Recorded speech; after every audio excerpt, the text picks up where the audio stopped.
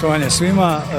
Evo ovdje smo se danas u ovako šarolikom društvu okupili zbog 22. susreta povijesno starodobnih vozila, odnosno vlasnika povijesno starodobnih vozila u Ivanić Gradu pod organizacijom Oldtimer kluba Ivanić.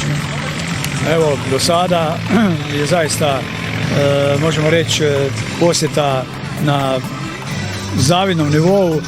Malo je ovo vrijeme nas je zaista poslužilo i odaziv je velik, naročito što se tiče automobila. Motocikala je nešto manje, tako to obično i biva, ali 22 kluba su ovdje prisutna danas, što nas iznimno veseli.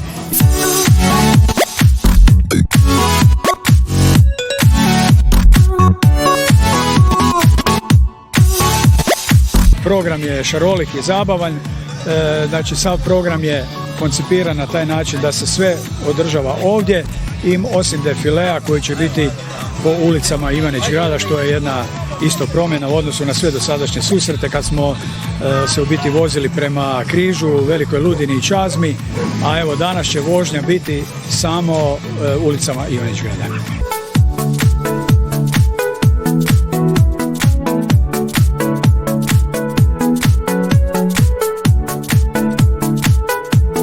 Evo, zahvalit ću se ovom prigodom i plesnoj skupini Magi koja nam je bila gost prilikom samog otvorenja susreta i naravno zahvaljujem se i dogradonačelniku Tomislavu Cuvaju koji je ispred grada evo isto bio nazočan na našem otvorenju ovog susreta.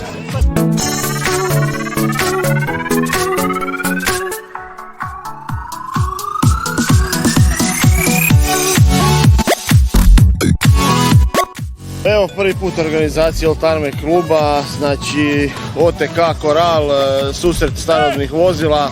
Ono što ja mogu reći da je pun pogodak sportski park Zelenjak, ovaj dio kod suhog bazena.